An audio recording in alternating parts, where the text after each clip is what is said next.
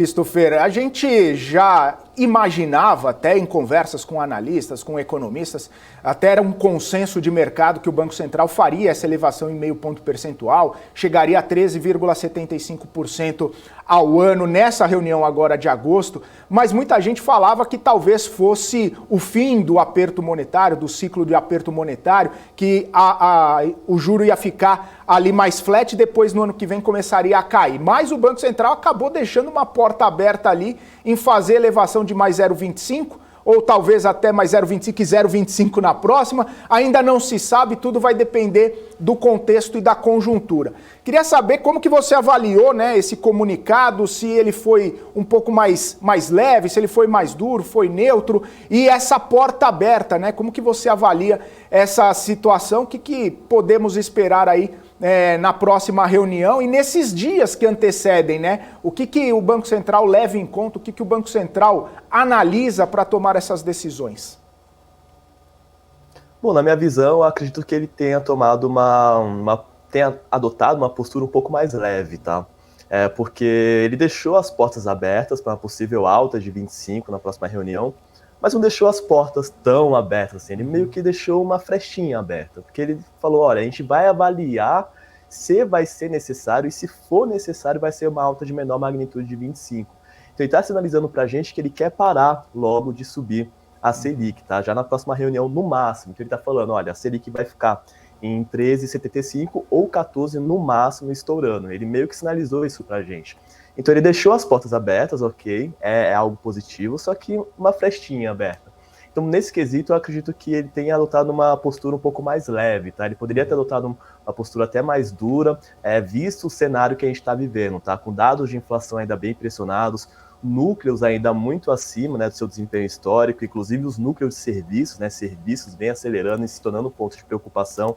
O mercado de trabalho também, com um desempenho bem mais forte do que o comitê esperava, eles comentaram isso no comunicado de ontem, até do que o mercado esperava, né? Então a gente está vivendo um contexto em que, para você desacelerar a inflação, qual que é o trade-off ali para você desacelerar a dinâmica de preço da economia? É você desacelerar a atividade.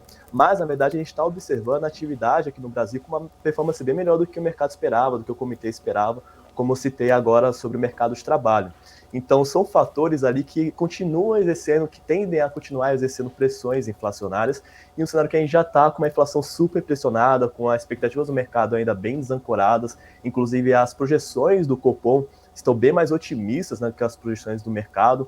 Então, por esse contexto, eu acredito que ele tenha tomado uma postura um pouco mais leve, tá? Porque pode não ser suficiente, né, a Selic chegar ali nos 14% somente, né? Ou até, mesmo que chegue só a 14%, se os dados, né, se a atividade não mostrar uma desaceleração necessária, né, e suficiente para ver os preços e a inflação desacelerar para as metas em torno de 3% ali dos próximos anos, ele pode não conseguir cortar essa Selic em breve, né? Então a gente pode observar ali a Selic ficar nesse patamar em torno de 14% por um bom tempo, tá? Vai lembrar que o mercado hoje precifica que a Selic vai cair para 12% no ano que vem, mas, como eu falei, se os dados de atividade não mostrarem um desaquecimento necessário, né, de fato, para a desaceleração significativa da inflação para os patamares de 3%, isso pode acabar ali não sendo possível, né, o Banco Central cortar a Selic tanto assim, de 14% para 12% no ano que vem. Então, por esse motivo,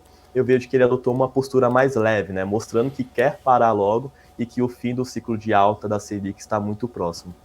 Uhum. Mas precisava falar que pode elevar ainda mais? Aí muita gente critica essas sinalizações. O que você acha? Não compartilho dessa visão de que ele foi errado, né, em sinalizar que possíveis altas ali na frente. Porque, como eu falei, eu acredito que ele deveria tomar posturas ainda duras, né, pelo cenário que a gente vem observando. Então, essa dinâmica das expectativas do mercado bem desancoradas, né, a gente pega o Focus, por exemplo, esperando uma inflação para 2023 de 5,30%, né, é acima, inclusive, do limite superior da meta, né. Só para contextualizar um pouco para o pessoal, que o Banco Central tem que seguir as metas, né? As metas têm o centro da meta, que no ano que vem é de 3,25%, para 2024 é de 3%, só que tem ali uma banda de tolerância, né? De 1,5 percentual para cima ou para baixo. Então o limite superior da meta do ano que vem é de 4,7%. O Focus espera 5,30%. Tem vários economistas também projetando, inclusive, inflação superior, próximo de 6%.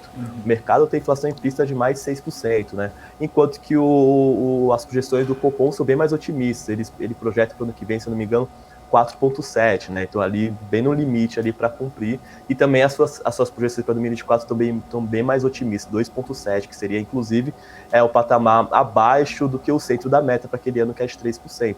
Ou seja, essas projeções, o cenário de atividade bem mais aquecido, o mercado de trabalho mais forte e também essa dinâmica das expectativas do mercado ancoradas, eu vejo sim como necessário dar mais altas ali na frente, né? E talvez, como eu falei, se a atividade não mostrar um desaquecimento suficiente ali, de fato, significativo para a inflação desacelerar ali dos patamares de 8% para este ano, que vai ser mais ou menos a inflação para este ano, para 3 e poucos % para os próximos anos, ele deve continuar, né, aumentando a Selic para desaquecer essa atividade, né? Então, ser mais prudente.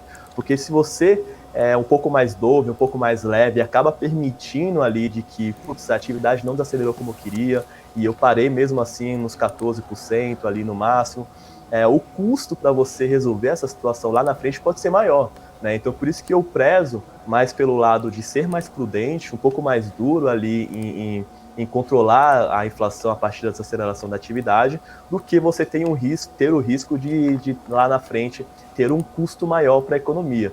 Ainda vale um ponto que a gente pode explorar até um pouco mais daqui a pouco, essa questão da relação da política monetária com a política fiscal, né? Porque ao mesmo tempo que o Banco Central vem subindo a Selic, pelo lado fiscal, né, a União vem ali em prol de mais gastos, né? A gente sabe como funciona, né, no de eleição aqui no Brasil, mas a gente teve ali a PEC dos combustíveis, teve a redução do ICMS. Então, por um lado, você tem a política monetária que está ficando cada vez mais restritiva, com esses aumentos da Selic, mas, por outro lado, você tem a política fiscal expansionista nesse ano. Então, uma coisa acaba tirando o potencial da outra, né? O fiscal tira essa potência da política monetária. Então, dito isso, né, se a gente continuar observando políticas fiscais expansionistas, que ele até reconhece esse risco ali no seu comunicado, o efeito da política monetária nesse processo de desaceleração da inflação acaba tirando um pouco da sua potência. Então, por isso que eu digo que eu prezo mais pelo lado de ser mais prudente, mais duro diante de todo esse contexto, não é só uma coisa ou outra, essas coisas estão interligadas, né, de que o processo desinflacionário ainda tem um longo caminho pela frente. Então, eu acredito que ele tenha, assim, adotado uma postura certa em deixar as portas abertas para mais alto lá na frente, mas eu acredito que ele poderia até ser um pouco mais duro ali diante desses riscos, né? Os riscos para a inflação são de riscos de inflação para cima, não para baixo. Então, por isso que eu tenho essa linha de pensamento.